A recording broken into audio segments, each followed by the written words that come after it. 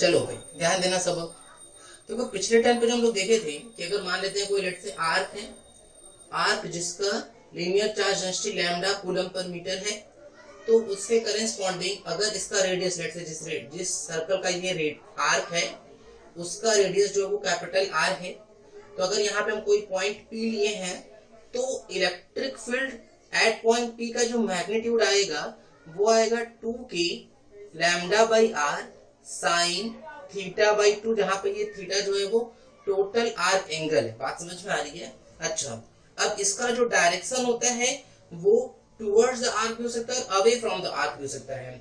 अगर positive charge है, ये पॉजिटिव चार्ज, तो जो डायरेक्शन होगा वो दूर की तरफ होगा, मतलब ऐसे नीचे की तरफ होगा, और वो डायरेक्शन किसको अगर हम इधर की तरफ वाई एक्सिस लेके चल रहे हैं तो माइनस ऑफ जे कैप हो जाएगा। लेकिन अगर वो नेगेटिव चार्ज है तो इलेक्ट्रिक फील्ड का डायरेक्शन उसकी तरफ होगा, उसकी तरफ मतलब ऊपर की तरफ होगा, तो इसका जो डायरेक्शन आ जाएगा वो किस में आ जाएगा? जे कैप में आएगा। बात यहाँ तक क्लियर हो रही है? देखो एक्चुअली में क्या है ना कि ये बहुत इंपॉर्टेंट रिजल्ट है।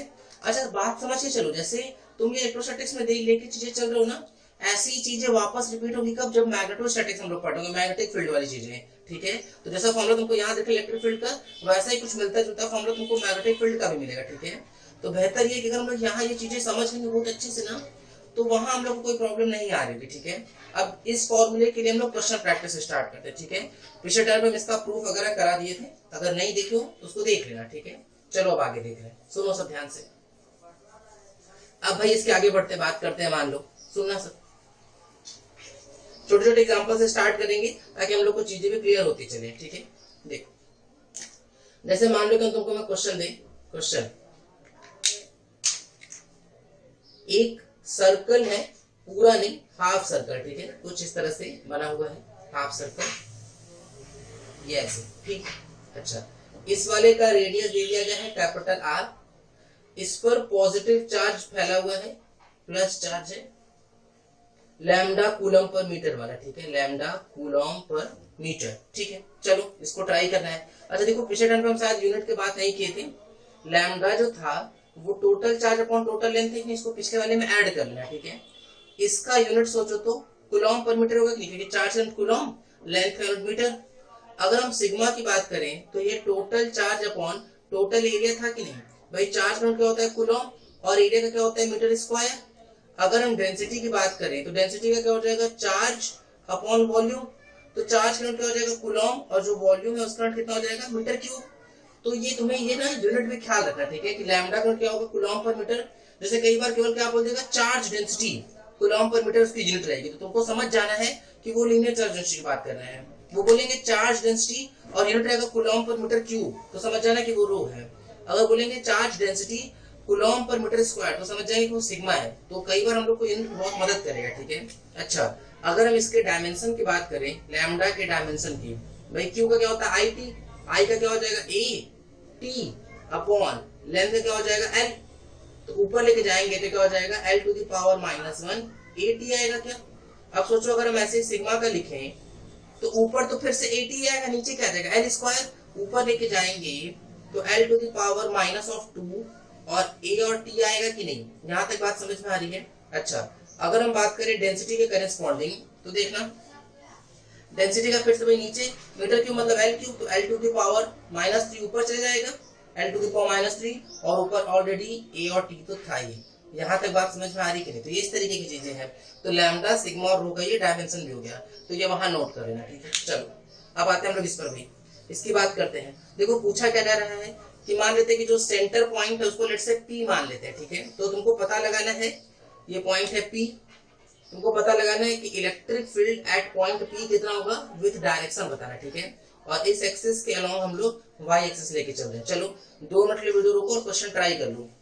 कर लिए क्या ट्राई? देखना सुनना ध्यान से भाई। अगर हम सॉल्यूशन के कर रहे हैं स्पॉटिंग चलते तो बहुत आसान लग रहा है हम लोग को क्वेश्चन, क्योंकि हम लोग को डायरेक्ट फॉर्मूला यूज करना है। भाई ध्यान दो, जो थीटा एंगल होता था वो पूरा एंगल होता था कि नहीं, तो यहाँ पे अगर तुम थीटा देख रहे हो तो ये पूरा कितना हो जाएगा बताओ, पाई हो रहा है क्या? बिल्कुल सही बात है। तो अगर हम electric field at point P लिखेंगे तो कितना आ जाएगा 2k lambda upon R sine pi by 2, क्योंकि थीटा बाई 2 था, साइन पाई बाई 2 की वैल्यू 1, तो यहाँ पे जो आंसर आ जाएगा वो कितना आ जाएगा 2k लैम्डा बाई आर आएगा। यहाँ तक बात क्लियर हो रही कि नहीं? अच्छा अब हम तुमसे बोले कि चलो भाई इलेक्ट्रिक फील्ड का डायरेक्शन भी बताना है तुमको, तो इलेक्ट्रिक फील्ड अगर हम विद डायरेक्शन चले तो ये है हम लोग का कितना 2k लैम्डा बाई आर, और अगर direction corresponding sign pi by 2 की वैल्यू तो 1 हो गई थी। अच्छा, कैसा चार्ज है? पॉजिटिव चार्ज है। पॉजिटिव चार्ज इलेक्ट्रिक फील्ड दूर की तरफ आएगा तो नीचे की तरफ क्या आ जाएगा? माइनस ऑफ जे का। तो ये हम लोग का आंसर बन जाएगा। यहां तक बात क्लियर है? नोट कर लो इसको अच्छे से। अब देखना, नोट कर लिए क्या भाई? अगर हम लोग आगे ध्यान दें, देखो सिमिलर तरीके से एक और क्वेश्चन दे रहे हैं। अब देखो भाई, ये तो सही था। अब किए क्या है कि लैम्डा कूलॉम पर मीटर ही है, इस साइड का लैम्डा कूलॉम पर मीटर है, लैम्डा कूलॉम पर मीटर, और इस वाले जो साइड है ना, ये साइड, इस साइड का नेगेटिवली चार्ज है, लेकिन जो चार्ज डेंसिटी है वो यहाँ पे अभी भी लैम्डा कूलॉम पर मीटर ही है। इस सेंटर पॉइंट को P नाम दिए हैं, तो तुमसे पूछा जा रहा है कि electric field at point P कितना होगा और डायरेक्शन क्या होगा। डायरेक्शन करेस्पॉन्डिंग अगर हम लोग बात करें तो फिर वही सब खाली तुमको दिया हुआ है कि इसके अलोंग प्लस x मान लेंगे और इसके अलोंग प्लस y मान लेंगे। ठीक है, 5 मिनट के लिए वीडियो रोको और क्वेश्चन ट्राई करो। कर लिए क्या ट्राई? देखना, सुनना ध्यान से। तो अगर हम इसकी बात करें, तुम देखो जैसे कभी भी इस तरह का क्वेश्चन आएगा तो इसको पार्ट्स में ब्रेक कर दो। किस तरह के पार्ट्स में भाई? अगर हम पार्ट्स में ब्रेक करें तो पहले तुम एक पार्ट इधर का देखो और एक पार्ट इधर का देखो, फिर लास्ट में लोग उसको कंबाइंड करेंगे। ठीक है, तो सुनना, अगर हम लोग बारी बारी चले,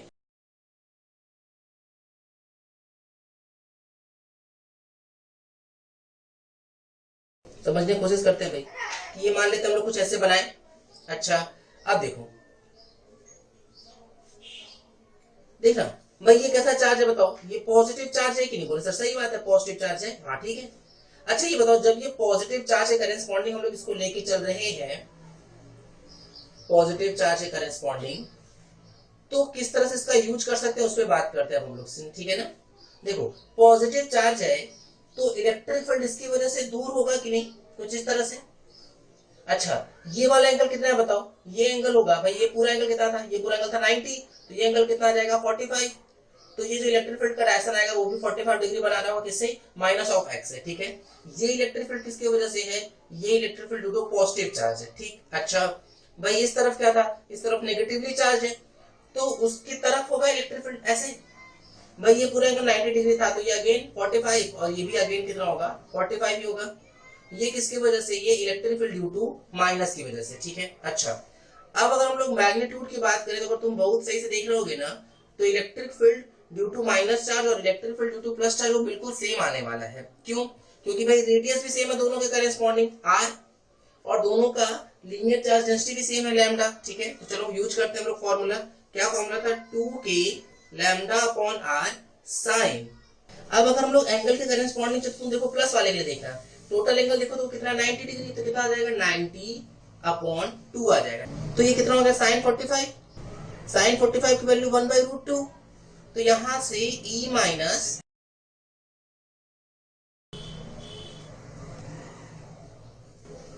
और e प्लस के लिए चले तो भाई साइन 45 1/√2, तो 2 को √2 1/2 कैंसिल, तो आ जाएगा k lambda by r times √2। यहां तक बात समझ में आ रही है? अब ध्यान दो, देखो ये दो वेक्टर्स दिख रहे हैं कि हम लोग को, इन दोनों वेक्टर का रिजल्टेंट निकालना है। अगर हम इन दोनों वेक्टर का रिजल्टेंट निकाले, दोनों का मैग्नीट्यूड सेम होगा, तो रिजल्टेंट का हम लोग के पास फॉर्मूला क्या था बताओ? 2a cos θ/2 होता है कि नहीं? जब a मतलब a और b दोनों का मैग्नीट्यूड सेम और a के इक्वल हो और थीटा के बीच का एंगल हो, तो कितना आ जाएगा यहाँ पे? 2e cos। अब देखो ये 45 तो ये 90 डिग्री हो जाएगा, तो 2e cos 90/2, cos 90 की वैल्यू 45। अच्छा, तो हम लोग रख लेते हैं इसको, तो भाई 2e की वैल्यू कितनी है? k lambda by r times √2, cos 45 की वैल्यू भी 1/√2 कैंसिल। तो अगर हम लोग E नेट देखें, नेट इलेक्ट्रिक फील्ड, तो वो नेट इलेक्ट्रिक फील्ड √2 कैंसिल हो जाएगा, कितना आ जाएगा? 2k lambda by r। यहां तक बात क्लियर है? अच्छा, अगर हम डायरेक्शन की बात करें तो डायरेक्शन इधर की तरफ है, ये किसकी तरफ है? x का डायरेक्शन है। कौन सा? Negative x। नेगेटिव x को कैसे रिप्रेजेंट कर रहे होंगे? माइनस ऑफ i कैप से रिप्रेजेंट कर रहे होंगे। यहां तक बात समझ में आ रही है? देखो हम लोग को नेट रिजल्टेंट मिल जाएगा कितना? 2k lambda by r minus of i cap. Clear? Note कर लो इसको भी अच्छे से। चल अब देखो, अब थोड़ा और आगे बढ़ रहे हैं भाई, ध्यान देना। देखो इसी तरीके की चीजें हम लोग यूज करेंगे। फिर से वही कि हम लोग को इस तरफ x और y मान के चलना है। अब क्या बोल रहा है ना, अब ये पूरा सर्कल बना दिया गया कि भाई ये positive charge positive charge positive charge होने के साथ ही साथ में ये जो है ना, ये हाफ सर्कल ना होके फुल सर्कल बना हुआ है पूरा। ठीक, सर्कल सही से नहीं बन रहा है क्या? फिर से ट्राई करते हैं। ओके, ठीक है, हो गया यहाँ तक। अच्छा भाई, ये फुल सर्कल बना है, तो अब देखना ध्यान से। तो अगर हम लोग इसके करेस्पॉन्डिंग चल रहे हैं तो देखना, देखो पॉजिटिव चार्ज पूरे पर फैला हुआ है। लीनियर चार्ज डेंसिटी कितना दे दिया गया? लीनियर चार्ज डेंसिटी हम लोग को गिवन है लैम्डा कूलॉम पर मीटर। सेंटर की वैल्यू पॉइंट जो है वो P है, रेडियस अभी भी कैपिटल R है। हम लोगों से पूछा जा रहा है कि P पॉइंट पर नेट इलेक्ट्रिक फील्ड कितना होगा। चलो अब ट्राई करो, 2 मिनट की वीडियो रोको और क्वेश्चन ट्राई कर लो। कर लिए क्या ट्राई? बोलो, देखा सुनना भाई। अगर हम लोग बात करें तो यहाँ पर हम डायरेक्ट फॉर्मूला यूज कर सकते हैं। अगर हम लोग सही से देखें तो बताओ यहाँ पे ये एंगल है कितना? तो यहाँ जो ये एंगल है वो पूरा 360 डिग्री मतलब 2 पाई हो गया कि नहीं? तो अगर हम उस P पॉइंट पर इलेक्ट्रिक फील्ड का केवल मैग्नीट्यूड देखें तो वो कितना आएगा? 2k lambda by r sine theta की वैल्यू कितनी? 2 पाई अपॉन 2। तो यहाँ से 2 से 2 कैंसिल, ये वैल्यू कितनी आ रही है? 2k लैम्डा बाई r भाई साइन पाई की वैल्यू कितनी है? 0। तो electric field at point P का मैग्नीट्यूड कितना आ जाएगा? 0। भाई मैग्नीट्यूड 0 तो डायरेक्शन तो अनडिफाइंड हो जाएगा। अच्छा वैसे भी सही है ये बात, क्यों बताओ? क्योंकि हर इलेक्ट्रिक फील्ड दूसरे को कैंसिल करता जाएगा। देखो अगर हम लोग बहुत सही से चल रहे तो देखो इस प्लस की वजह से इधर, इस प्लस की वजह से इधर कैंसिल, इस वाले प्लस की वजह से इधर, इस वाले प्लस की वजह से इधर, तो दोनों कैंसिल हो जाएंगे। तो ये हर तरफ का जो डायरेक्शन होगा, जो इलेक्ट्रिक फील्ड की वैल्यू होगी, वो सबको एक दूसरे को अपोजिट होती जाएगी और एक दूसरे को कैंसिल करती जाएगी। तो जो सेंटर है उस पर नेट इलेक्ट्रिक फील्ड कितना आ जाएगा? 0 आ जाएगा। यहाँ तक बात सही है क्या? इसको नोट कर लो।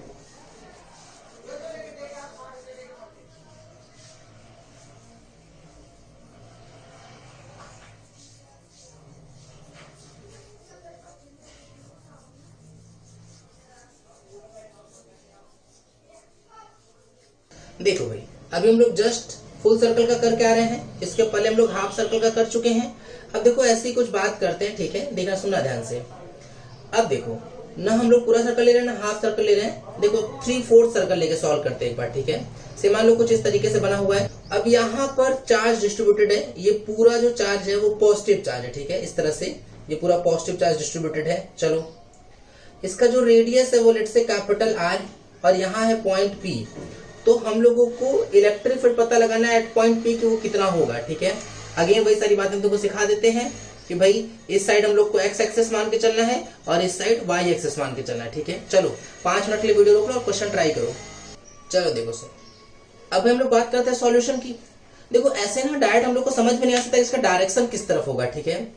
देखो कैसे करें, ऐसे समझ लो कि पहले एक बार हाफ सर्कल का देखो।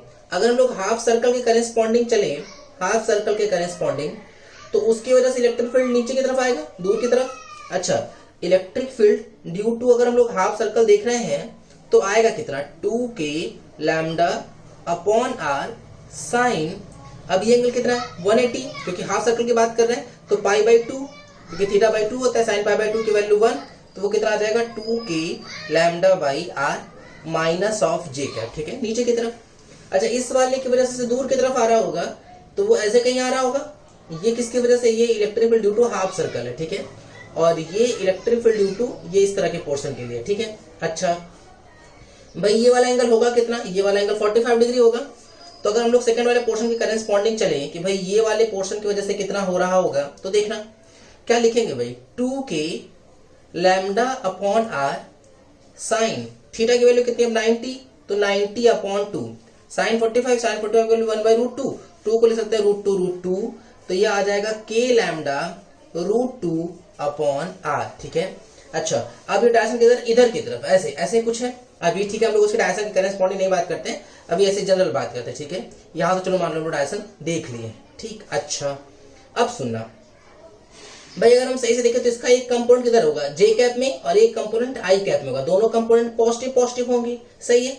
अच्छा, ये वाला एंगल कितना है बताओ? ये वाला एंगल है 90 डिग्री। यहाँ तक बात समझ में आ रही है क्या? तो अब देखना कैसे करेंगे इस चीज को, सुनना सब भाई। अगर हम देखो 2 तरीके हैं, या तो हम इन दोनों का रिजल्टेंट डायरेक्ट निकाल लें, किस फॉर्मूले से? तो अगर तुम्हें याद हो तो r equals to √a² plus b² plus 2ab cos theta से, ठीक है? इसे डायरेक्ट निकाल लें। याद तो क्या करो कि पहले इसका कंपोनेंट तोड़ लेते, इस वाले का, एक कंपोनेंट इधर एक कंपोनेंट इधर, तो जो इधर वाला कंपोनेंट है वो और ये दोनों अपोजिट है तो माइनस कर लेंगे, और फिर x वाले का और y वाले का रिजल्टेंट फाइंड कर लेंगे। ठीक है, तो चलो देखो, दिमाग लगाते हैं एक बार, किसी एक मेथड को यूज कर लेते हैं। सुनना सब, देखो अगर ये तुमको लगाना है तो देखो किसी एक को a b मान लो, जैसे मान लेते हैं हम लेट से इसको a मान लेते हैं, इस वाले को हम b मान लेते हैं, और बीच का जो एंगल थीटा है उसको कितना रख लेंगे 135, तो डायरेक्ट रिजल्टेंट आ जाएगा। ठीक है, चलो देखो अब हम एक कंपोनेंट वाले से करते हैं। अगर हम इसका कंपोनेंट ब्रेक करें, सुनना, कंपोनेंट ब्रेक करेंगे तो इधर की तरफ cos 45 आ जाएगा, cos 45, देखना इस वाले का अगर हम कंपोनेंट तोड़े तो कितना आ जाएगा k lambda by r root 2, cos 45 की वैल्यू 1/√2। इधर की तरफ कंपोनेंट ब्रेक करें तो k lambda by r root 2 into 1/√2, ये सही है क्या? अच्छा, इसकी वजह से नीचे की तरफ, तो इसकी वजह से नीचे वाला तो ये तो पता ही है कितना है, वो है 2k लैम्डा बाई आर, सही है क्या? अच्छा, ये √2 कैंसिल, तो देखो यहाँ क्या आ रहा है, ऊपर बचा k लैम्डा बाई आर, नीचे बचा 2k लैम्डा बाई आर, तो नीचे की तरफ कितना आ जाएगा k लैम्डा बाई आर, इधर की तरफ कितना है, इधर की तरफ है k लैम्डा बाई आर। तो अगर हम लोग ई नेट देखें, ई नेट अगर वेक्टर फॉर्म में लिखना है देखो कैसे लिखेंगे, इसको हम लोग लिख सकते हैं k lambda by are I cap इधर की तरफ, और ये नीचे की तरफ है तो minus k lambda by R J cap. यहां तक बात समझ में आ रही है क्या? ये इस तरीके से हो जाएगा। अब अगर मान लो इसका हम लोग को मैग्नीट्यूड निकालना हुआ तो देखो मैग्नीट्यूड भी निकाल सकते हैं इसका हम लोग। देखो सुनो sir,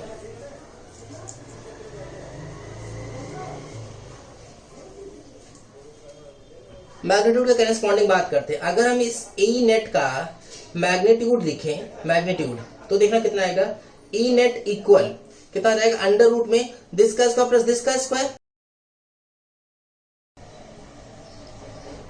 plus k lambda by r whole square, दोनों का होल स्क्वायर हो जाएगा।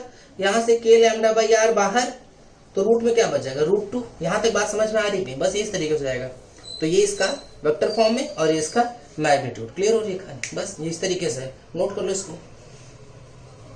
चल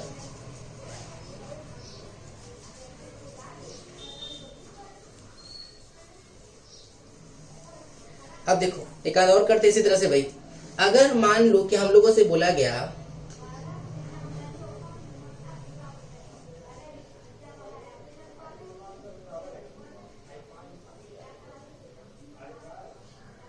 अब देखो मान लो क्वेश्चन इसी टाइप का है कुछ, लेकिन थोड़ा सा अलग कर रहे हैं कि यहां पर हम लोग पूरा क्या ले लिए, पॉजिटिव चार्ज, ठीक है, नेगेटिव चार्ज। देखो ये पूरी ना प्योर प्रैक्टिस है भाई, हम तुम्हें बस मल्टीपल क्वेश्चन करा रहे हैं ताकि हम लोग को अच्छे से फॉर्मूला लर्न हो जाए और इस तरह किसी क्वेश्चन से कभी हेजिटेशन भी ना हो। ठीक है, अच्छा जब हम लोग स्ट्रेट वायर का पढ़ लेंगे ना तो वापस आएंगे इसी तरीके की चीजों पर, तब वहां पे कंबाइंड रहेगा, तब वहां पे ये स्ट्रेट वायर भी दिखेगा और ये कर्व्ड वाला वायर भी दिखेगा। ठीक है, तो ये तुम्हें ख्याल भी रखना है। चलो अब भाई इसके लिए पूछा जा रहा है फिर से भाई कि सेंटर का अगर हम पॉइंट पी लेके चल रहे हैं तो electric field at point P कितना होगा।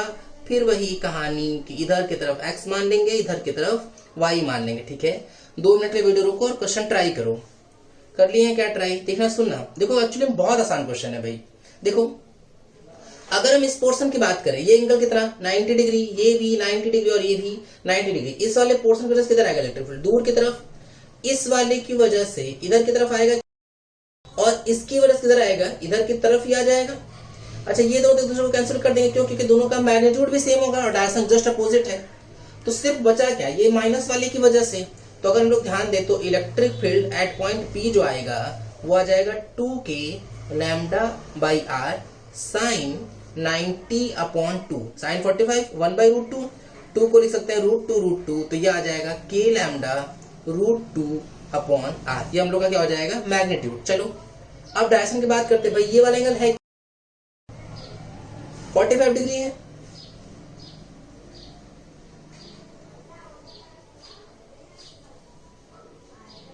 ये हम लोग का इलेक्ट्रिक फील्ड हो गया, electric field at point P.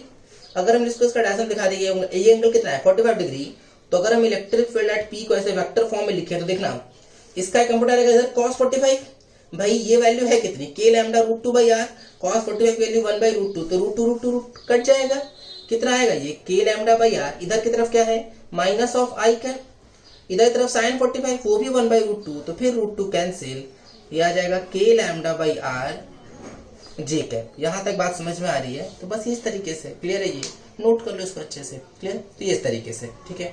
अब सुनना,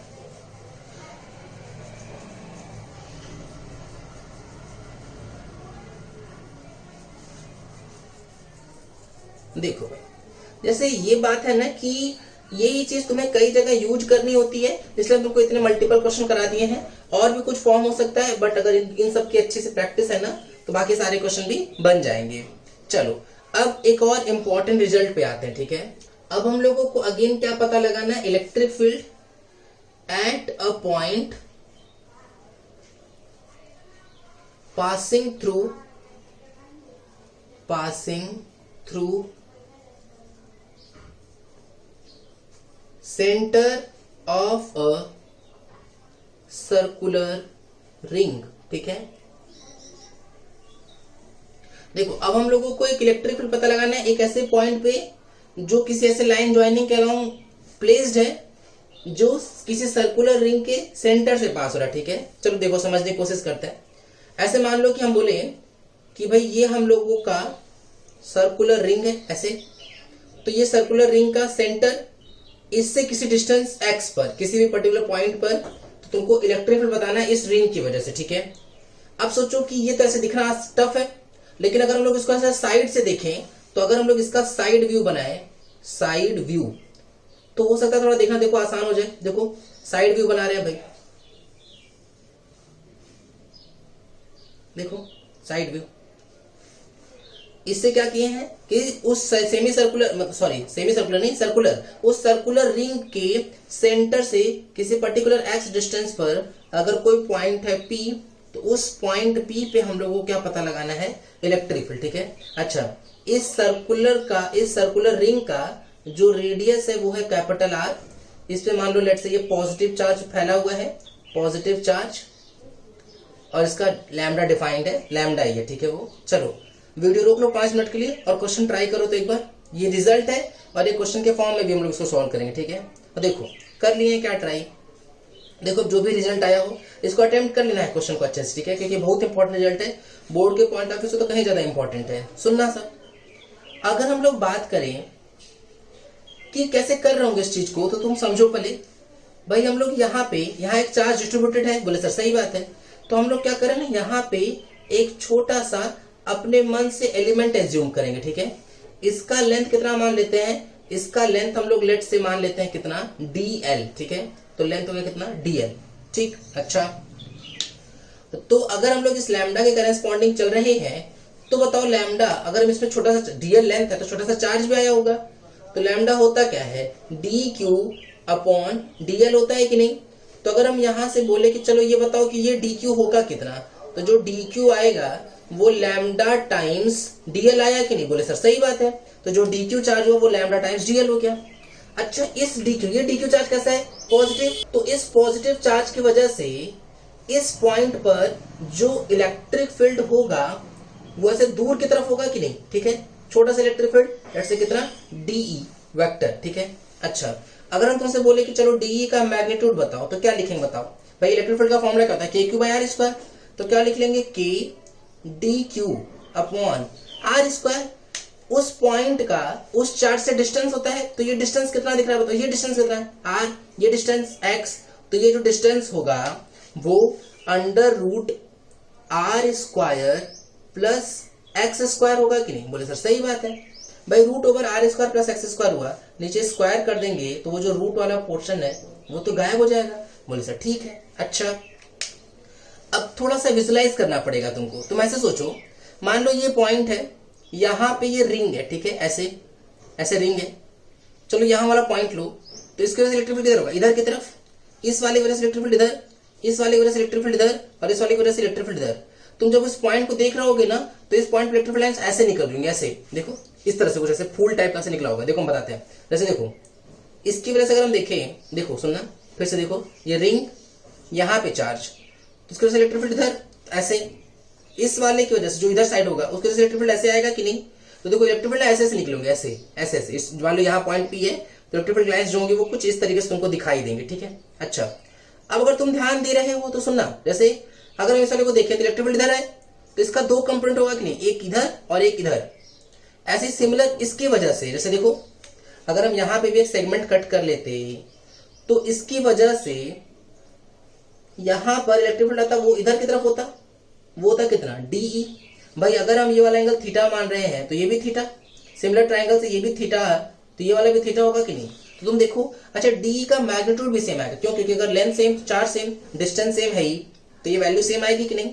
तो DE का इधर आएगा कॉस, इधर आएगा DE का कॉस, इधर आएगा DE का साइन, इधर आएगा DE का साइन। तो देखो DE का साइन, DE का साइन दोनों तरफ से कैंसिल हो जाएगा कि नहीं, बात समझ में आ रही है। अच्छा सिमिलर सोचो, भाई ये रहा रिंग, इस वाला जो यहाँ चार्ज होता है यहाँ पे, इसकी वजह से इलेक्ट्रिक फील्ड इधर आता, जो यहाँ नीचे होता है उसकी वजह से इलेक्ट्रिक फील्ड इधर आता, फिर ये दोनों ऐसे दिखते तो इनका फिर कॉस कॉस जुड़ जाता और साइन साइन जो था वो आपस में कैंसिल कर जाता।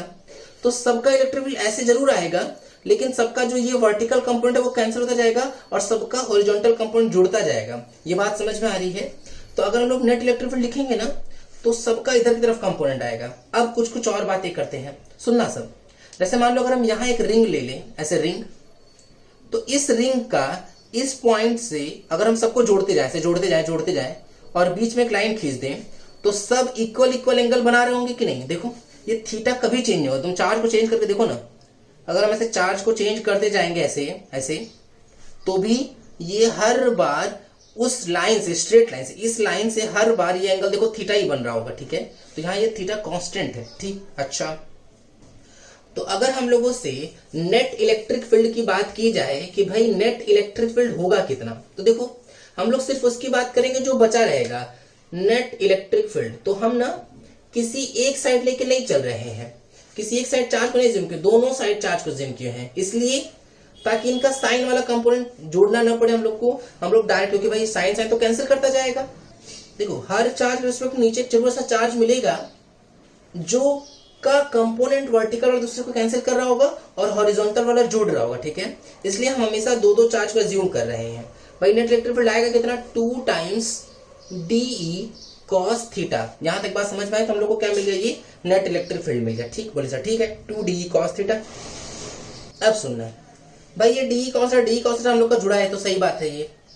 अब हम लोग अगर कोशिश करें कि भाई ये DE है कितना, तो DE हम लोग को ऑलरेडी पता है, 2K DQ अपॉन ये कितना है, R square plus X square cos of theta. यहां तक बात सही है क्या। चलो भाई अब हम लोग आगे देखते हैं। भाई इस cos थीटा को पता लगाने की कोशिश करते हैं।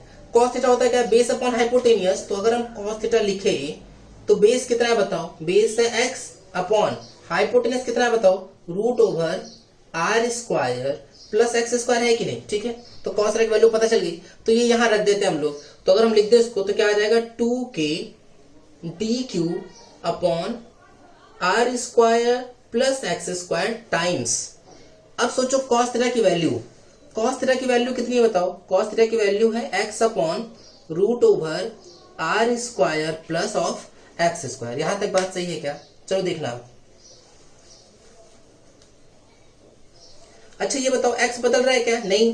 R बदल रहा है क्या, नहीं। तो यहाँ पे सिर्फ वेरिएबल कौन है, यहाँ पे जो वेरिएबल है ना वो केवल DQ चार्ज वेरिएबल है, ठीक है।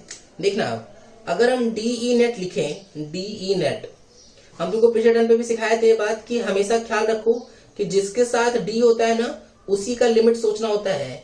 तो 2kx upon R square plus square power 3/2, क्यों, क्योंकि यहाँ पे 1/2 और यहाँ 1 है, ऐड हो गया। अच्छा यहाँ पे केवल क्या बचा तब बताओ, DQ। सब कांस्टेंट है तो उसको इंटीग्रेशन से बाहर कर दिए। अब सावधान सुनना, 0 जब कोई चार्ज नहीं था तो इलेक्ट्रिक फील्ड 0। अब सोचो जब ये रिंग हम लोग लिए हैं तो हम रिंग का एलिमेंट केवल यही नहीं माने, यहां भी माने हैं। तो देखो टोटल चार्ज कितना था, DQ कितना निकाले थे हम लोग, DQ जो था वो लैम्डा टाइम्स DL था कि नहीं। तो लैम्डा भी कांस्टेंट है तो हम लोग लैम्डा को भी बाहर भगा सकते हैं, ठीक है। अच्छा अब सोचो अगर हम कुछ छोटे छोटे DL को जोड़ना है, इस तरह से जोड़ना है कि हम लोग पूरा रिंग कवर कर सकें, तो DL का लिमिट 2πr नहीं रखेंगे, क्यों, क्योंकि 2πr तब रखते हैं जब हम केवल एक तरफ एलिमेंट माने होते हैं और हमको पूरा कवर करना पड़ता है। भाई DL दोनों तरफ है ना, तो अगर तुम एक तरफ से πr जाओगे तो दूसरी तरफ से भी πr पहुंच जाएंगे कि नहीं, क्योंकि DL दोनों तरफ है। तो हम लोग DL की लिमिट ना केवल 0 to πr रखेंगे।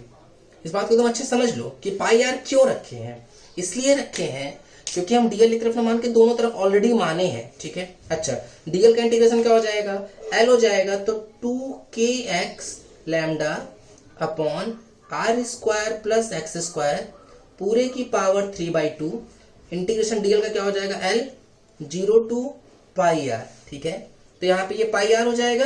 तो अब देखना यहाँ से 2kx lambda pi are minus 0 कोई मतलब ही नहीं आएगा वो भी, तो पाई आर ही बचेगा यहाँ पे। तो कितना हो जाएगा ये r square plus x square पूरे की पावर कितना हो जाएगा 3/2। यहाँ तक सही है क्या?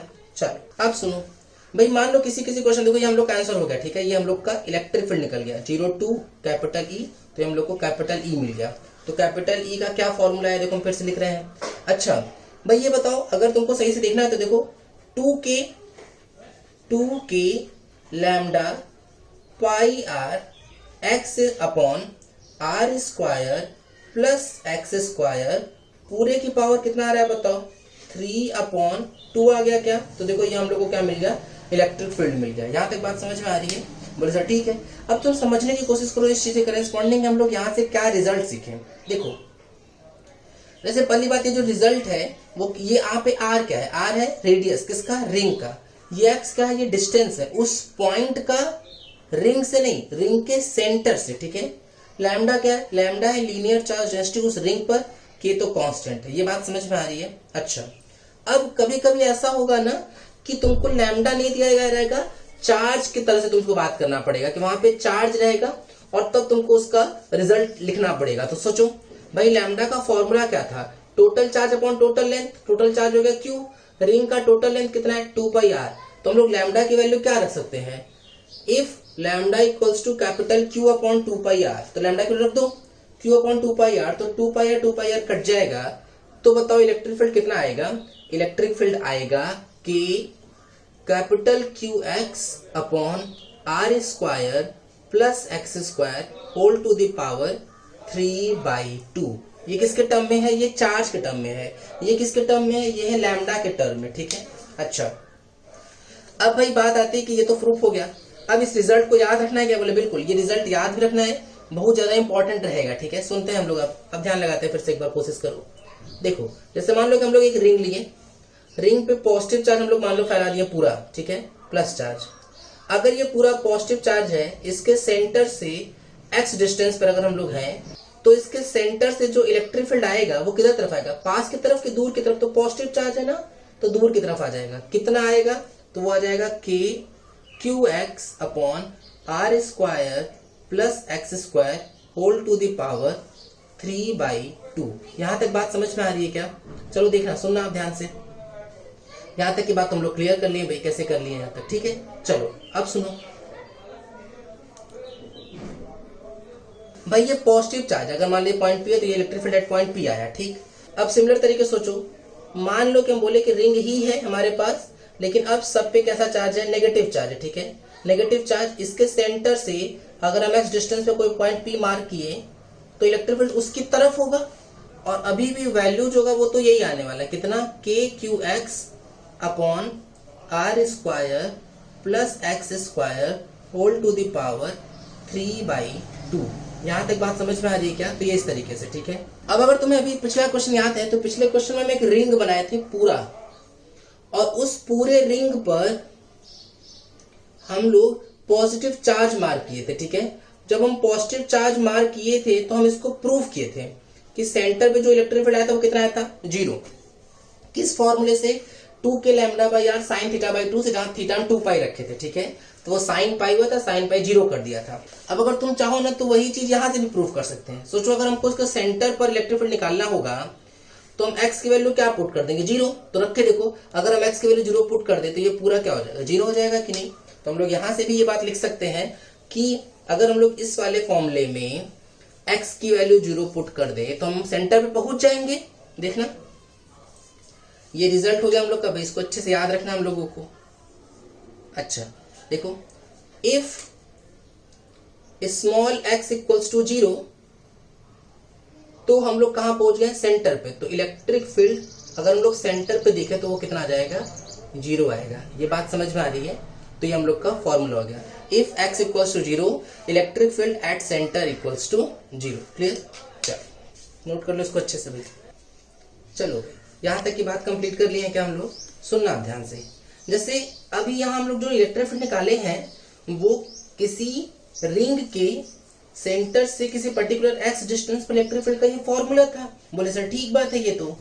अब हम लोग को ये समझना है कि अगर हम लोग वो केवल एक्स अलग अलग रखते जाए, जैसे भाई इलेक्ट्रिक फील्ड का फॉर्मूला क्या आया, इलेक्ट्रिक फील्ड का फॉर्मूला आया k Q x upon r square plus x square whole to the power 3/2। ठीक है, एक्चुअली में हम लोग करने क्या जा रहे हैं, हम लोग ना अब ग्राफ ड्रॉ करने वाले, टू ड्रॉ ग्राफ बिटवीन किसके किसके बीच में, तो हम लोग इलेक्ट्रिक फील्ड और एक्स के बीच में ग्राफ ड्रॉ करना चाह रहे हैं कि भाई इलेक्ट्रिक फील्ड और एक्स के बीच में अगर हम ग्राफ ड्रॉ करें तो कैसा बनेगा। जैसे देखो अगर ये एक्स नहीं होता तब तो लीनियर ग्राफ बनता, और अगर ये एक्स नहीं होता तो ये 1/x² टाइप्स ग्राफ बन जाता। लेकिन ये एक्स स्क्वायर है भाई, इसके वजह से बढ़ रहा होगा, इसकी वजह से घट भी रहा होगा। ठीक है, बढ़ने घटने का भी केस चलने लगेगा। इसका मतलब कंफर्म भाई हम लोग को एक पॉइंट तो मिल चुका है क्या, कि जब x 0 होगा तो निश्चित तौर पर जो इलेक्ट्रिक फील्ड है वो भी 0 होगा। ठीक है, अब बाकी पॉइंट्स हम लोग को पता लगाने हैं। ठीक है, तो ये तुमको नहीं याद रखना क्योंकि कई बार ये ग्राफ डायरेक्ट पूछा जाता है। ठीक है, अब सुनो भाई, हमको पता लगाना हो कि इलेक्ट्रिक फील्ड कहाँ मैक्सिमम या मिनिमम होगा, तो हम लोग इसको वेरिएबल के रेस्पेक्ट में डिफरेंशिएट करते हैं टू फाइंड मैक्सिमा और मिनिमा। अगर हमको मैक्सिमा या मिनिमा पता लगाना है तो हम लोगों के पास एक ही तरीका है, डिफरेंशिएशन। ठीक है, तो हम लोग वेरिएबल के रेस्पेक्ट में इसको डिफरेंशिएट करके 0 को इक्वल कर देंगे। तो हम इस इलेक्ट्रिक फील्ड को, वेरिएबल यहाँ कौन है x, तो उसके रेस्पेक्ट में डिफरेंशिएट करेंगे और 0 को इक्वल कर लेंगे। ठीक है, चलो चेक करते हैं भाई। अब dE अपॉन dx निकालने की कोशिश करते हैं। देखो dE/dx, भाई जो कांस्टेंट उसको लिख लिया हम लोग के क्यू। यहाँ पे कौन सा फॉर्मूला, u/v वाला फॉर्मूला लगेगा। पहले किसका डिफरेंशिएशन, जो न्यूमरेटर में है, तो न्यूमरेटर का कितना आ जाएगा 1, डिनोमिनेटर को छोड़ देंगे। ठीक है, अच्छा ये तो हम लोग डिफरेंशिएशन वाला फॉर्मूला है भाई। अब जो पिटा चुका है ये वाला पीट देना, इसको पीट दिया मतलब डिफरेंशिएट कर लिया। ठीक है, तो ये पिटा चुका है, अब ये आराम करेगा, मतलब ये वही रहेगा जो आराम किया था, अब वो पिटाएगा। तो 3/2 पावर आगे और एक पावर कम, तो 3/2 पावर आगे एक पावर कम कर लेंगे, तो भाई 3/2 माइनस 1 करेंगे तो कितना आ जाएगा 1/2, और अंदर वाले का दोबारा करेंगे तो कांस्टेंट का 0, और ये एक्स स्क्वायर का कितना आ जाएगा 2x होल अपॉन, फिर क्या होता था डिनोमिनेटर का स्क्वायर कर देते थे, तो r square plus x square के पावर 3 बचेगा, क्योंकि स्क्वायर से ये 2 कैंसिल हो जाएगा। किसके इक्वल कर देंगे भाई 0 के, तो ये भी 0 उधर गायब, ये भी इधर गायब, ये इधर जाके इक्वल हो जाएगा इसके। तो क्या बचेगा, आप देखना सुनना ध्यान से। देखो हम लिख रहे हैं r square plus x square है ना, 3/2 देखो कैसे लिख रहे हैं, r square plus x square power 1/2 लिख सकते हैं क्या ऐसे, देखो दो बार अलग अलग लिखेंगे इसको। अब सुनो भाई, ये मल्टीप्लाई करो, 2 से 2 कैंसिल, एक्स का एक्स मल्टीप्लाई, एक्स स्क्वायर 3 पहले से ही था तो 3x स्क्वायर, यहाँ पे क्या बचा r square plus x square whole to the power कितना 1/2, तो ये इससे कैंसिल। ठीक है यहाँ तक। अच्छा अब देखना सुनना ध्यान से। अब अगर हम लोग आगे बढ़े,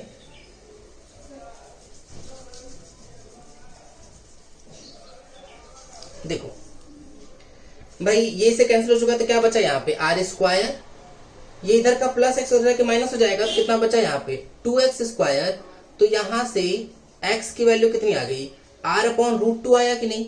अच्छा स्क्वायर में था तो जब स्क्वायर रूट लेंगे तो दोनों चीज आ जाएंगी, प्लस भी और माइनस भी, तो x की वैल्यू क्या आ गई प्लस माइनस r/√2। ठीक है, अच्छा अब अगर ये पता लगाना है हम लोगों को कि भाई इस पे क्या मिला, क्योंकि दोनों चीजें पॉसिबल है, हम तुमसे क्या बोल रहे थे मैक्सिमम और मिनिमम दोनों बोले ना, तो देखो अब हम उतना बड़ा आ नहीं रहे, क्यों, क्योंकि वो बहुत सारे स्टेप हो जाएंगे उसमें। बस तुम इतना समझ लो कि जब हम लोग ऐसा किए, व्हेन d2e/dx² निकाला गया, डबल डिफरेंशिएट किया गया, तो अगर कभी भी x रखने पर ये अगर लेस देन 0 आता, अगर लेस देन 0 आता तो ये क्या बन जाता मैक्सिमा उस x पर। जैसे मान लो डबल डिफरेंशिएट किए और ये x की वैल्यू उसमें रखते, और अगर वो नेगेटिव आता तो उस x पर E की वैल्यू क्या हो जाती, इलेक्ट्रिक फील्ड जो होता, electric field at that x will be maximum. ठीक है, मैक्सिमा या मैक्सिमम, ठीक है ऐसे। लेकिन अगर डबल डिफरेंशिएट करते और वो ग्रेटर देन 0 आ जाता उस वैल्यू पर, तो electric field at that x will be minimum. ठीक है, अच्छा तो क्या डबल डिफरेंशिएट कर रहे हैं क्या, बोले नहीं किए नहीं, हम तुमको बस ये बता रहे हैं कि जब तुम डबल डिफरेंशिएट करोगे ना तो वो लेस देन 0 आएगा, मतलब इन दोनों x पर, कौन से 2 x हैं भाई, यहाँ 2 x दिख रहे हैं तुमको, एक कौन सा r/√2 पॉजिटिव वाला और एक और x कौन सा, r/√2 नेगेटिव वाला। तो जब दोनों x रखा गया ना तो दोनों x पर d2E/dx² क्या आया, लेस देन 0। तो इलेक्ट्रिक फील्ड क्या हुआ, मैक्सिमम हुआ। बोले सर सही बात है। अच्छा अब जब मैक्सिमम हुआ किस पर, इस वाले x पर, तो कितना, तो हम लोग पता लगाते हैं भाई इलेक्ट्रिक फील्ड की वैल्यू। फिर से एक बार फॉर्मूला लिखते हैं, क्या फॉर्मूला था, KQX/r² प्लस x² पूरे की पावर कितना था, 3/2। अब ये चीज रखो, x की वैल्यू r/2 रखो चाहे माइनस r/2 रखो, तो देखना अगर हम सिर्फ वैल्यू के करेस्पॉन्डिंग चल रहे होंगे तो KQ r/√2 होल अपॉन, भाई अगर माइनस रख दोगे तो बस नेगेटिव हो जाएगा, तो वो जस्ट हम लोग नीचे की तरफ बना लेंगे अगर हम ग्राफ में दिखाएंगे तो, ठीक है। अच्छा स्क्वायर कर दोगे तो r² प्लस r²/2 3r²/2, तो 3/2 को बाहर कर दो तो 3/2 के पावर कितना है भाई, 3/2। फिर अंदर क्या बचा, r² के पावर 3/2 करेंगे तो r³ हो गया कि नहीं, यहां तक बात समझ में आ रही है। अब सुनना भाई, एक r से एक r तो कैंसिल होगा, ये वाला 2 के पावर 3/2 ऊपर लिख लो, तो देखो अब इलेक्ट्रिक फील्ड कितना आएगा, देखना सुनना। अब अगर हम लोग इलेक्ट्रिक फील्ड को लिखें तो E इक्वल क्या आ जाएगा, KQ/3 की पावर 3/2 टाइम्स √2 हुआ, ये 2 की पावर 3/2 ऊपर। अच्छा 2 की पावर 3/2 का मतलब होगा क्या, समझने की कोशिश करो तो एक बार। हम लोग इसको सही से लिखे तो ये KQ/3 के पावर 3 कितना हो जाएगा, 27 रूट में, ये यहाँ पे √2 और ये r² सॉरी r² भी था, नीचे r² बचेगा ना, फिर यहाँ पे r² इंटू ये कितना आ जाएगा, √8। तो इसको क्या लिख सकते हैं, 2√2 कैंसिल, तो आ जाएगा कितना, 2KQ/3√3 टाइम्स r²। ये हम लोग की क्या आ गई, ये हम लोग की इलेक्ट्रिक फील्ड की मैक्सिमम पॉसिबल वैल्यू आ गई। और ये कब हुआ है, at x equals to plus minus r/√2 पर, ठीक है। अच्छा अब देखो भाई, अब हम लोग मेन जो चीज हम लोग जिसके लिए सब किए इतनी मेहनत, उस पे आते हैं भाई। हम लोगों को क्या ड्रॉ करना था, हम लोगों को ग्राफ ड्रॉ करना था, ठीक है। अब ये ग्राफ का नेचर एकदम रट के अच्छे से याद रखना है। इलेक्ट्रिक फील्ड और एक्स की भी बात कर रहे हैं ना, सुनना भाई, ओरिजिन से चालू करना पड़ेगा। क्यों, क्योंकि जब x 0 था तो इलेक्ट्रिक फील्ड 0 था। इलेक्ट्रिक फील्ड बढ़ना शुरू हुआ कब, मैक्सिमम हुआ x इक्वल r/√2 पर। अगेन मैक्सिमम हुआ है लेकिन डायरेक्शन तो नेगेटिव हो गया है, तो जस्ट अपोजिट बनाएंगे, ठीक है।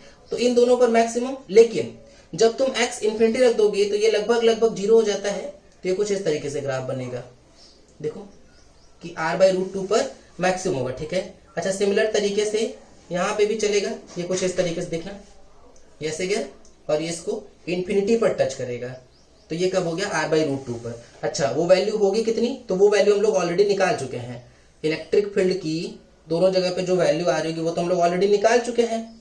सुनना भाई, देखो इलेक्ट्रिक फील्ड की वैल्यू कितनी बताओ, 2KQ/3√3 r²। ये इलेक्ट्रिक फील्ड की मैक्सिमम पॉसिबल वैल्यू है। यहां तक बात समझ में आ रही है क्या, तो ये इस तरीके से, ठीक है। तो इसको नोट डाउन कर लो, ये याद रखना है तुमको अच्छे से, ठीक। चलो देखो भाई, अभी हम लोग तुमको कराना एकदम इंपॉर्टेंट सा प्रूफ था, बोर्ड के हिसाब से बहुत इंपॉर्टेंट है। कई बार बोर्ड एग्जाम में डायरेक्ट पूछ लिया जाता है, और ये 5 नंबर का पूरा लॉन्ग आंसर टाइप में क्वेश्चन रहेगा अगर, तो तुमको ये पूरा ग्राफ तक जहां तक हम बनाए हैं वहां तक तुमको प्रॉपर डिटेल में अच्छे से बनाना होगा, ठीक है। अच्छा अब अगेन देखो, अब हम लोग को फिर इलेक्ट्रिक फील्ड पता लगाना है। Electric field at a point from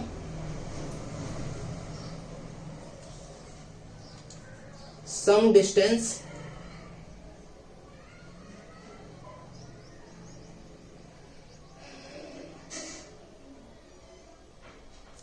at line joining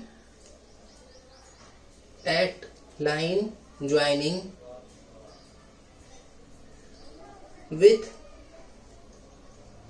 center of a disk, ठीक है। Electric field at a point from some distance at line joining with center of a disk, ठीक है। अच्छा जो disc था उसके केस हम लोग क्या डिफाइन किए थे, surface charge density, volume charge density की लीनियर चार्ज डेंसिटी। तो भाई डिस्क है ना, तो इसे केस में हम लोग क्या डिफाइन करेंगे, सरफेस चार्ज डेंसिटी, ठीक है। तो जो सरफेस चार्ज डेंसिटी है ना वो तुमको दे दिया गया है, कितना है, सिग्मा। सुनो ध्यान से, हम पहले क्वेश्चन पूरा प्रोफाइल तैयार कर देते हैं। फिर से वैसी वाली बात ही है भाई कि एक ऐसे डिस्क है और इसके सेंटर से किसी पर्टिकुलर डिस्टेंस पर तुमको इलेक्ट्रिक फील्ड पता लगाना है। तो फिर से देखना टफ है, तो हम लोग फिर से इसका साइड व्यू लेंगे, ठीक है। तो साइड व्यू देखो, साइड व्यू, अगर हम उस डिस्क को ऐसे साइड से देख रहे हैं तो इसके सेंटर से किसी x डिस्टेंस पर वो जो पॉइंट है, पॉइंट P, उस पॉइंट P पर हम लोगों को क्या पता लगाना है, इलेक्ट्रिक फील्ड पता लगाना है, ठीक है। और इसका सरफेस चार्ज डेंसिटी कितना दे दिया गया है, सिग्मा दे दिया गया, ठीक। चलो, अगर यूज में पड़ता है, अगर यूज में पड़े तो इसका रेडियस r ले लेना, ठीक है। वैसे उम्मीद है कि नहीं यूज पड़ेगा। चलो 5 मिनट के लिए वीडियो रुको और क्वेश्चन ट्राई करो। कर लिए हैं क्या ट्राई? बहुत इंपॉर्टेंट रिजल्ट है भाई, ये तुम्हें याद भी रखना, ठीक है। हम लोगों को कब ये यूज में आएगा तो हम लोग एक चैप्टर पढ़ेंगे आगे जाके, कैपेसिटर, तो वहां के लिए भी ये प्रूफ बहुत इंपॉर्टेंट है, ठीक है। चलो समझने की कोशिश करते हैं। देखो सिमेट्रिसिटी से सोचो, जैसे तुम्हें याद है अगर हम लोग लैम्डा वाला अभी तक हम लोग जब भी क्वेश्चन किए हैं उसमें हम लोग बार बार क्या मान रहे थे, पॉइंट एज्यूम कर रहे थे। समझ में आ रही बात? जैसे तरीका बनाओ कि कब क्या पढ़ना है हम लोग को। जैसे लैम्डा अभी तक हम तुमको क्वेश्चन करा रहे थे, ये पहला क्वेश्चन जिसमें सिग्मा का करा रहे हैं, तो लैम्डा के टाइम पे हम लोग पॉइंट एज्यूम करते थे। वैसे ही जब सिग्मा की बात करेंगे ना तो हम लोग को लाइन एज्यूम करना पड़ेगा। अच्छा, वो लाइन कुछ इस तरीके से होना चाहिए कि हम उस पूरी बॉडी को कवर कर सकें। ऐसे ही अगर हम रो की बात करें ना तो हम लोगों को कोई एरिया एज्यूम करना पड़ेगा, वो भी इस तरीके से कि वो पूरे बॉडी को कवर कर सके। अब पूरी बॉडी को कवर कर सके इसका क्या मतलब है, ऐसे समझो जैसे मान लो कि हम तुमसे बोले कि चलो एक डिस्क कवर करना है, डिस्क, ठीक है। अब सोचो भाई, डिस्क कवर करने के लिए अगर तुम एक लाइन मानना शुरू कर दिए, लाइन, तो वो लाइन कभी भी उस पूरे डिस्क को कवर नहीं कर सकता है। कॉर्नर्स का कुछ कुछ पार्ट बाकी रह जाएगा कि नहीं। इसीलिए ना, इसीलिए हम तुमसे बोल रहे हैं कि इस तरीके से हर चीज जो भी तुम मान रहोगे वो इस तरीके से मानना है कि या तो उसका केस तुमको पूरा अच्छे से पता हो, या तो उस मानने से तुम्हारी पूरी बॉडी अच्छे से कवर हो सके, ठीक है। जैसे हम तुमसे बोले यहाँ पर कि भाई हम लोग का साइड व्यू तो था ही, ठीक है, लेकिन अब तुमसे हम बोले कि चलो इसको सोचो, तो तुम ध्यान दो, अभी जस्ट हम लोग रिंग का केस पढ़ के आ रहे हैं। अगर तुम वो केस यूज करोगे ना तो ये डिस्क बहुत आसानी से बन जाएगा। देखो हम दोबारा बना रहे हैं, हल्का सा बड़ा बनाने की कोशिश कर रहे हैं। मान लो कि भैया हम लोग का डिस्क ऐसे, इस डिस्क के इस सेंटर से किसी पर्टिकुलर ऐसे x डिस्टेंस पर कोई पॉइंट है, लेट से P, ठीक है। अब हम लोगों को यहाँ इलेक्ट्रिक फील्ड के बारे में पता लगाना था। किया क्या गया, जुगाड़ लगाया गया। जुगाड़ ये था कि भाई ऐसा करो ना, पूरा मत जाओ, किसी y पे जाते हैं और y पे जाने के बाद ना एक छोटा सा रिंग कट करते हैं। देखो जब तुम इस y को वैरी कराओगे, उस y, ये y है, ये वाली वैल्यू y हम बाहर लिख ले रहे हैं, तो तुम देखो जब ये y वैरी करते जाओगे, ये विड्थ कितना है, ये विड्थ है मान लो लेट से dy, ठीक है, ये विड्थ हम dy माने, तो जब तुम इस y को वैरी कराते जाओगे, छोटा बड़ा करोगे, तो पूरा का पूरा डिस्क कवर हो जाएगा कि नहीं। अच्छा, अब ये जो विड्थ है, ये विड्थ dy था, dy विड्थ है इसका, ठीक है। पहले ना हम लोग इसमें चार्ज निकालते हैं। अब सोचो भाई, सिग्मा का फॉर्मूला क्या होता था, अगर छोटा चार्ज तो छोटा एरिया, तो भाई dq आएगा कितना, सिग्मा टाइम्स dA आएगा कि नहीं। सही बात है। इसका मतलब कि जो हम स्ट्रिप बनाए हैं ना, उस स्ट्रिप का तुमको एरिया लिखना पड़ेगा। अब वो कैसे लिखा जाए, अब दिमाग लगाना। अगर मान लो, देखो ये पहली बार से हम पूरा अच्छे से बता रहे हैं तुमको, फिर बाद में हम लोग इसको रिजल्ट बना के फटाफट यूज करेंगे। देखो भाई, अगर हम इसकी बात करें अच्छे से तो तुम सोचना, इसको कट करो, कट करके अगर तुम स्ट्रेच किए तो ये वैल्यू आएगा कितना, 2 पाई y आएगा कि नहीं। कट करो तो पूरा लेंथ कितना आएगा, 2 पाई r, तो 2 पाई y। अच्छा, ये विड्थ है कितना, ये विड्थ है dy, तो सोचो ध्यान से, तो छोटा सा एरिया, तुम छोटा सा जब चार्ज लिखोगे, भाई एरिया होता क्या है, लेंथ इंटू विड्थ, तो लेंथ कितना है 2 पाई y टाइम्स dy। यहां तक बात समझ में आ रही है क्या। अच्छा भाई, किसी रिंग की वजह से उसके सेंटर से x डिस्टेंस पर तो हम लोग को इलेक्ट्रिक फील्ड का फॉर्मूला पता है, भाई छोटा सा चार्ज है तो वो छोटा सा इलेक्ट्रिक फील्ड बन जाएगा। क्या फॉर्मूला था भाई, k q x upon r। r कितना है इस बार, r जो है वो तो y है, y square plus x square whole to the power 3/2 हुआ कि नहीं। यहां तक बात समझ में आ रही है। चलो रखते हैं भाई। अब अगर हम इलेक्ट्रिक फील्ड को डिफाइंड करें तो यहां आ जाएगा k into x, d q की वैल्यू देखना, sigma 2 pi y dy upon y square plus x square पूरे की पावर 3/2 हो जाएगा। अब यहां तक बात क्लियर है क्या? चलो अब हम लोग दिमाग लगाते हैं भाई। अब देखो ना, अब हमको सिर्फ पहले ये पता लगाना है कि यहाँ कौन कौन वेरिएबल है। तुम सोचो, x तो बदल नहीं रहा है, हम इस y को बार बार बदल रहे थे कि नहीं? तो अगर हम लोग यहाँ पे ध्यान दे तो अब देखना डी इक्वल के एक्स 2 पाई सिग्मा, ये सब बाहर, क्योंकि ये तो कांस्टेंट टर्म है। अंदर क्या बचा? हम तुमको बता चुके हैं, ये बात फिर से बता रहे हैं भाई कि जिसके साथ डी लगाओ तब वो वेरिएबल टाइप का होगा। तो y square plus x square की पावर 3/2। ये एक्स तो कांस्टेंट बट इस वाई के साथ फंस गया बेचारा, इसलिए यहाँ पे इसको हम लोग वेरिएबल के अंदर ही रखे। ठीक, अच्छा अब y की करेस्पॉन्डिंग सोचना भाई। अगर हम बहुत सही से सोचें तो y की मिनिमम वैल्यू कितनी थी? 0। इलेक्ट्रिक फील्ड की मिनिमम वैल्यू 0, क्योंकि जब कोई चार्ज ही नहीं होगा तो कोई इलेक्ट्रिक फील्ड नहीं होगा। y मैक्सिमम कितना रह सकता था? Capital R, electric field E। अब फंसता है मैटर ये कि इसको कैसे इंटीग्रेट करें। ठीक है, तो देखो सुनो, तरीका है हमारे पास, उसी तरीके से प्रोसीड करेंगे। Y square plus x square को ना समथिंग लेट से टी मान लो। ठीक है, अब इसको डिफरेंशिएट कर दो। क्या लिखेंगे? D t upon d y, y plus में डिफरेंशिएट कर रहे हैं। अब डिफरेंशिएट करेंगे अगर तो कितना आ जाएगा? ये 2y, और x तो कॉन्स्टेंट गायब हो जाएगा। तो बताओ यहां से डी टी अपॉन 2 जो होगा वो y dy हो गया कि नहीं? y dy, तो y dy की वैल्यू हम लोग रख सकते हैं। तो देखना अपर माइनस लोअर करेंगे तो आ जाएगा कितना? e माइनस 0 इक्वल के x 2 pi sigma, y dy की वैल्यू dt/2, तो 2 बाहर कर दो। अंदर क्या बचा? केवल dt बचा, क्या? अपॉन ये पूरी वैल्यू कितनी है? t, तो t की पावर कितना हो जाएगा? 3/2।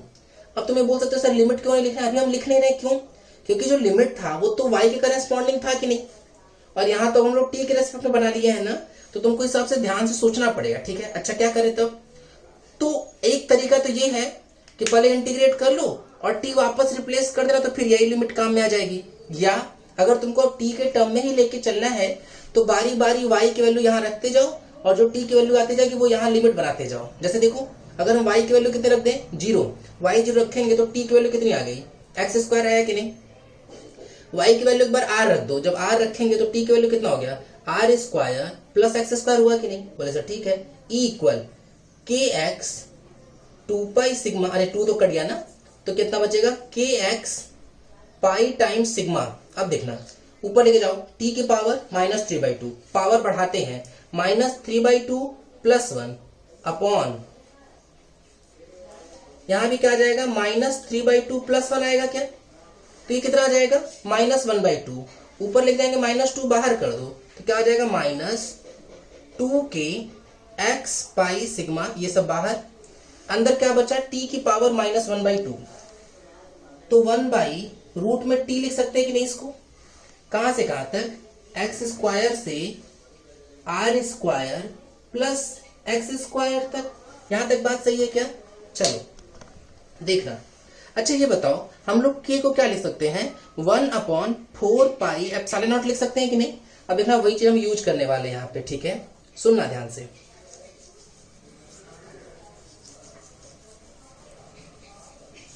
चलो भाई 1/4 पाई एप्सिलॉन नॉट, तो भाई पाई से पाई कैंसिल, 2 2 जा 4। देखना इलेक्ट्रिक फील्ड जो आया वो आया माइनस, पाई कट गया, ऊपर क्या बचा? X sigma upon 2 epsilon not बचा है क्या?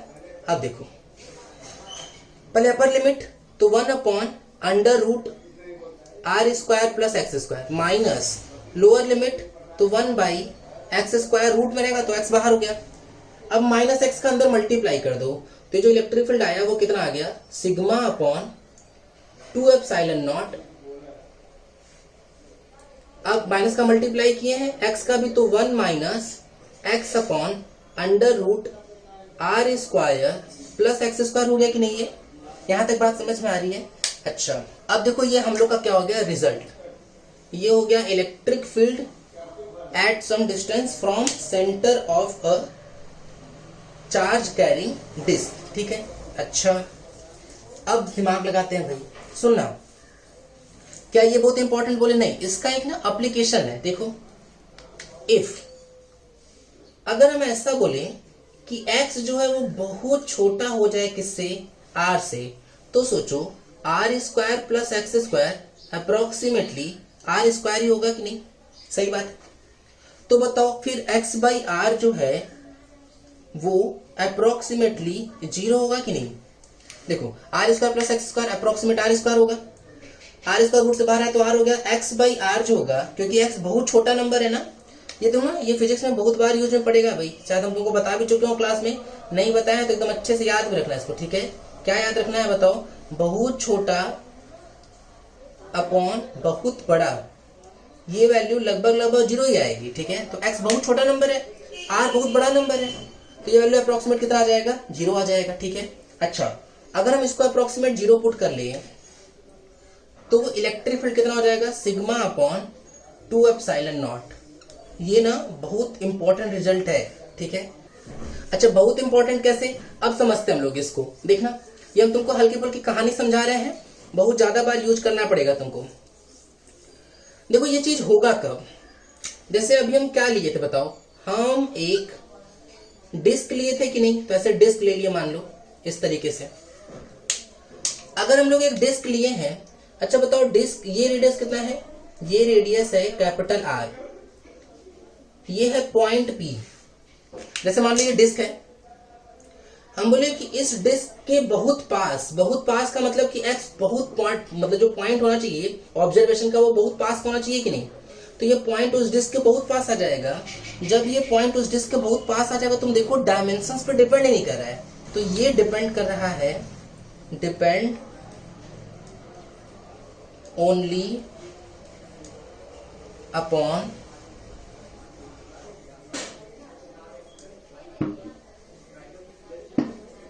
डिस्ट्रीब्यूशन ऑफ चार्ज, कि सिग्मा कितना सिर्फ इस पर डिपेंड कर रहा है, ये आर वगैरह पर डिपेंड कर ही नहीं रहा है। इसका मतलब कि अगर मान लो तुम एक सर्कुलर प्लेट की जगह एक हम स्क्वायर प्लेट लिए होते जिस पर surface charge density again sigma ही है और पॉइंट बहुत पास का है ना, तो भी इलेक्ट्रिक फील्ड जो होगा वो उतना ही रहता, कितना, सिग्मा बाई 2 एप्सिलॉन नॉट। अच्छा कुछ नहीं बोलेगा, तो हम लोग पॉजिटिव चार्ज लेके चल रहे थे, तो इलेक्ट्रिक फील्ड किधर की तरफ आया था, दूर की तरफ, पॉजिटिव चार्ज, तो इलेक्ट्रिक फील्ड किधर आया, दूर की तरफ का आया। देखो सब जगह पॉजिटिव चार्ज हम लोग लेके चल रहे हैं, तो जो इलेक्ट्रिक फील्ड होगा वो दूर की तरफ आएगा, तो ये पॉइंट पी, तो इस पर भी इलेक्ट्रिक फील्ड इधर की तरफ आएगा, ठीक। इसका मतलब कि डायमेंशन से डिपेंड न करके सिर्फ डिस्ट्रीब्यूशन ऑफ चार्ज पर ही डिपेंड कर रहा है, ठीक है। अच्छा अब सुनो, देखो एक टर्म है कैपेसिटर, इसी को ना जनरल लैंग्वेज में हम लोग कंडेंसर बोलते हैं। जैसे अगर तुम मार्केट में जाओगे, तुम देखो सुनोगे कंडेंसर, शायद तुमको क्लिक कर गया हो, जो फैन में लगा होता है, इलेक्ट्रिक मोटर में लगा होता है, वो सब कंडेंसर होता है, ठीक है। अब सुनो ध्यान से, जैसे हम तुमसे बात की थी, याद करो शुरू में हम तुमसे बोले थे कि भाई अगर मान लो हम कोई पॉजिटिव चार्ज रखें, पॉजिटिव चार्ज से इलेक्ट्रिक फील्ड लाइन ऐसे दूर की तरफ निकलती है ना, तो दूर की तरफ तो निकली, कहां तक गई, तो दूर की तरफ निकल के ये अनंत तक जाती है। जैसे अगर मान लो माइनस चार्ज रखे तो इसकी तरफ इलेक्ट्रिक फील्ड लाइंस आती हैं, बोले कहां से आती हैं, तो वो अनंत से आती हैं, ठीक है। इलेक्ट्रिक फील्ड लाइन तो वैसे भी एनर्जी समझ के चलो भाई, इलेक्ट्रिक फील्ड लाइंस अगर एनर्जी को रिप्रेजेंट कर रहा है, तो तुम सोचो कि ये एनर्जी फैला हुआ है कि नहीं, तो ये हमारे काम का नहीं है। जैसे मान लो तुमसे हम बोले कि हमको पानी ला के दो, तो तुम इस पूरी जमीन पे से जाए, मान लो तुम आए और तुम बोले कि सर लीजिए, तुम पानी जमीन पर फेंक दिए। अगर तुम पानी जमीन पर फेंक दिए, तुम बोले सर पानी तो है, बिल्कुल सही बात है पानी है, लेकिन अब वो किसी काम का नहीं है, क्योंकि वो पूरा फैला हुआ है, डिस्ट्रीब्यूटेड है पूरा बहुत दूर दूर तक। तो हमको जो वाटर का यूज था वो तो हम किसी काम के लिए कर रहे हैं, तो हमको इकट्ठा चाहिए होगा कि नहीं।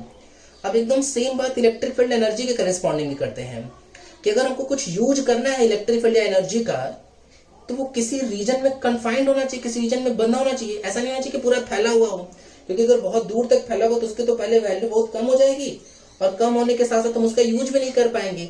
किसी कन्फाइंड जगह में होगा तो भी तो हम उसको यूज कर पाएंगे ना। तो कैपेसिटर ने यही काम करता है। कैपेसिटर एक अरेंजमेंट है जहां हम इलेक्ट्रिक फील्ड को किसी फिक्स रीजन में बांध पाते हैं, ठीक है। फिर बहुत सारा तुम टाइप पढ़ते हो कैपेसिटर का, उसी में से एक टाइप होता है पैरेलल प्लेट कैपेसिटर। जब एक दूसरे के पैरेलल दो प्लेट्स रखे होते हैं तो उस अरेंजमेंट को हम लोग पैरेलल प्लेट कैपेसिटर बोलते हैं। ये बात समझ में आ रही है? बोले सर ठीक है। अच्छा अब दिमाग लगाते हैं हम लोग। भाई ऐसा सोचो कि एक प्लेट हम लिए जिस पर प्लस सिग्मा है, एक प्लेट लिए जिस पर माइनस सिग्मा, और उन दोनों को बहुत पास रखे हैं। जैसे बहुत बड़े बड़े प्लेट्स हैं उनको बहुत पास रख दिया गया, ठीक है। अब सोचो ये किसके लिए है, ये है इंपॉर्टेंट, बहुत इंपॉर्टेंट, लेकिन किस चैप्टर के लिए, कैपेसिटर चैप्टर के लिए, ठीक है। इंपॉर्टेंट फॉर कैपेसिटर, ठीक है। अच्छा हम 3 पॉइंट्स मार्क कर रहे हैं, एक पॉइंट है ए, एक पॉइंट है बी और एक पॉइंट है सी। तीनों की बारी बारी बात करेंगे, दिमाग लगाना सर।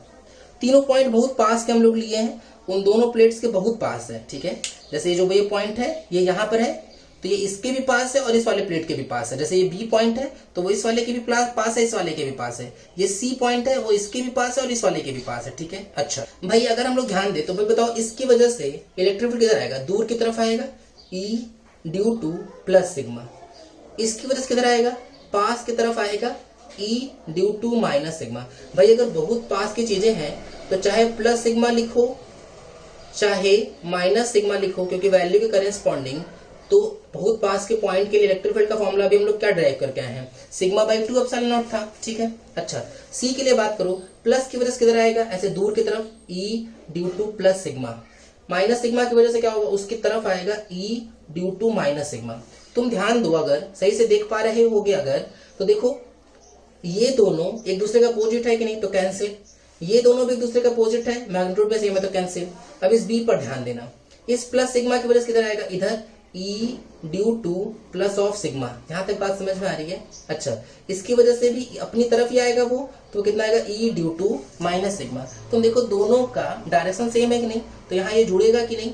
तो अगर हम electric field at point b लिखे, देखो ए और सी पर तो सेम आया और 0 ही हो गया क्योंकि मैग्नीट्यूड सेम था, डायरेक्शन अपोजिट था। लेकिन बी पर अगर हम सही से ध्यान दें तो दोनों सेम डायरेक्शन में है, तो sigma by 2 epsilon not plus sigma by 2 epsilon not. तो ये वैल्यू कितनी आ गई, सिग्मा बाई एप्सिलॉन नॉट किधर की तरफ, आई कैप की तरफ, ठीक है।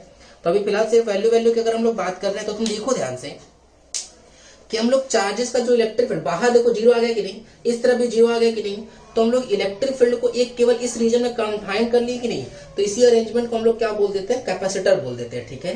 तो देखो इस अरेंजमेंट से हम लोग इलेक्ट्रिक फील्ड बाहर वाला 0 कर लिए, अंदर वाले 0 कर लिए, तो हम इलेक्ट्रिक फील्ड को एक फिक्स रीजन में पा गए, ठीक है। अच्छा क्या इसका कोई यूज है, बोले बहुत यूज है। तुम ध्यान दो, जैसे तुम अगर देखोगे कि जो फैन होता है वो स्टार्टिंग में रेस्ट में है अगर, तो उसको रोटेट कराने के लिए बहुत ज्यादा एनर्जी चाहिए होती है, वो एनर्जी सफिशिएंटली नहीं मिल पाती किससे, इलेक्ट्रिसिटी से।